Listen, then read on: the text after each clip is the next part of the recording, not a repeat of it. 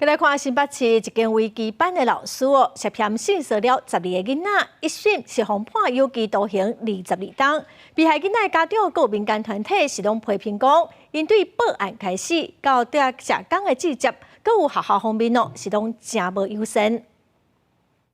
行为发生地并不是在这个辖区，我们必须要到行为的发生地。那后来我们去了行为发生地的派出所，派出所员警听完我们的叙述之后，就说这个情节很严重，必须要转接到妇幼队。囡仔去互微基班的老师强制威胁，家长讲报案迄当天真无顺利，用14点钟才完成笔录。囡仔说明案情拢总共15届，而且学校哪像有接案，因有要1个月时间是找无人到3工。学校的辅导组长企图吃案，阻断了孩子在学校的辅导资源。法院的书记官在文件上泄露了个资，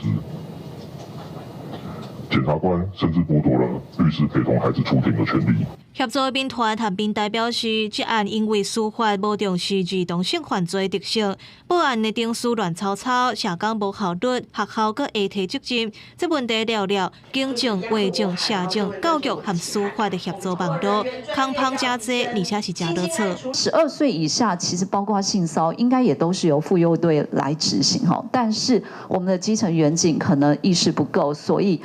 就导致了这个后面的程序混乱的一个问题。当政府提出来要做相关教育训练的时候，它势必要能够动到的是每一个在第一线的人的认知发展跟改变，包括以儿童为中心，包括认识伤害是什么，包括真正为儿童的利益着想。重大之小性威胁案的协作网络常常出问题，毋但是人员的训练无够，民团和家长去检察院交庭诉讼，家长强调讲，毋是要追究啥人的责任，是希望这制度会当有改善。公视新闻综合报道。